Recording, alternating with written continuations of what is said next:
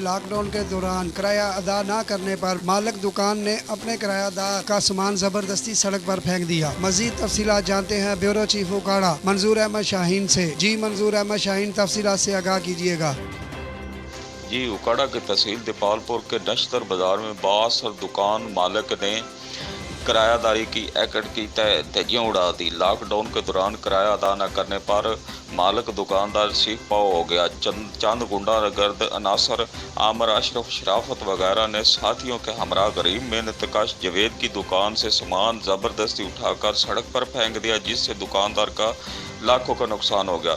सितम ज़रीफ़ी है कि दिन दिहाड़े ऐसा अमल करने वाले गुंडा अनासर के खिलाफ ताहाल मुकदमा दर्ज नहीं हो सका। ताजर बरादरी ने मुलव्वस मुलजमान के खिलाफ मुकदमा दर्ज करके फौरी गिरफ्तारी का मुतालबा किया है। Manzoor Ahmad Shaheen, district bureau chief, 29 news, Okara, Dipalpur.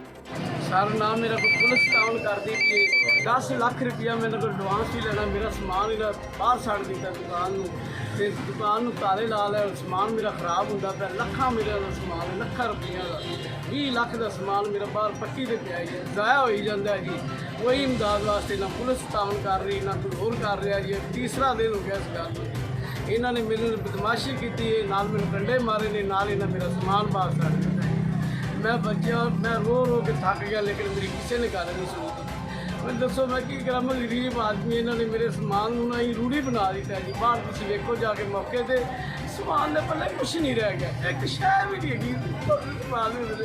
उन्होंने तोड़िया ने, उन्हें समान मेरे गिरेबान फड़ के मैं दुकान तो बाहर छड़ दिया। मंजूर अहमद शाहीन, आपका बहुत शुक्रिया।